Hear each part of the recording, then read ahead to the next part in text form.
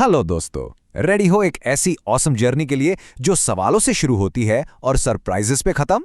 चलो, let's explore the wonderful world of science.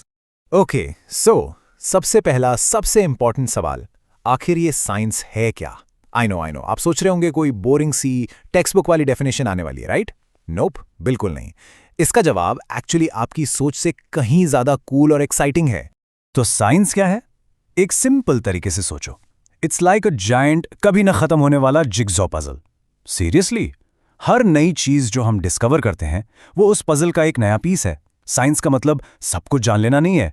It's all about the thrill, वो मजा जो यूनिवर्स के इस पजल को पीस बाय पीस सॉल्व करने में आता है। और ये यूनिवर्स, ये तो मिस्ट्री से भरा पड़ा है, बस इंतजार कर रहा है कि कोई उन्हें सॉल्व करे। कभी सोचा है ये तारे रात में चमकते क्यों हैं? या सारे प्लैनेट्स गोल ही क्यों होते हैं, स्क्वायर क्यों नहीं? यही वो अमेजिंग क्वेश्चंस हैं जिनके आंसर्स ढूंढने में साइंस हमारी हेल्प करता है। तो ठीक है, हम ये आंसर्स ढूंढते कैसे हैं? इसके लिए साइंस के 3 मेन पिलर्स हैं, 3 बेसिक टूल्स।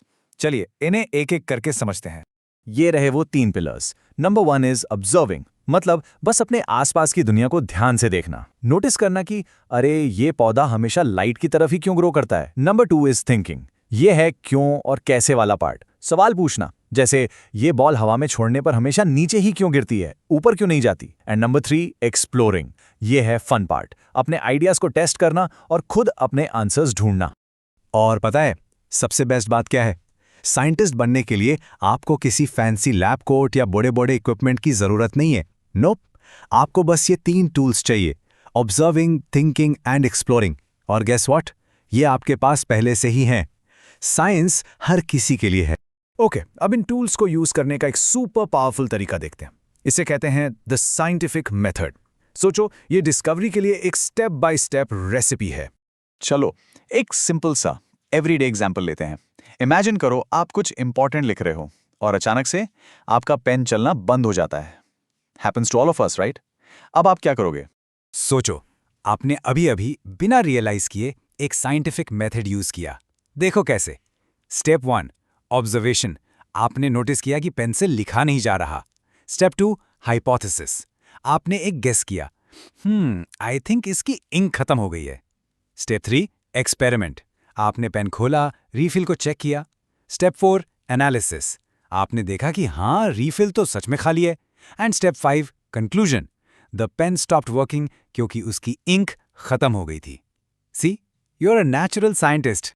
लेकिन व्हाट इफ आपका गेस गलत होता? मान लो रीफिल में इंक होती, तो क्या आप फेल हो गए? Absolutely not. साइंस में गलत होना फेल होना नहीं होता। और रॉन्ग गैस या एक गलत हाइपोथेसिस बस सही आंसर की तरफ एक और स्टेप है। It's all part of the fun.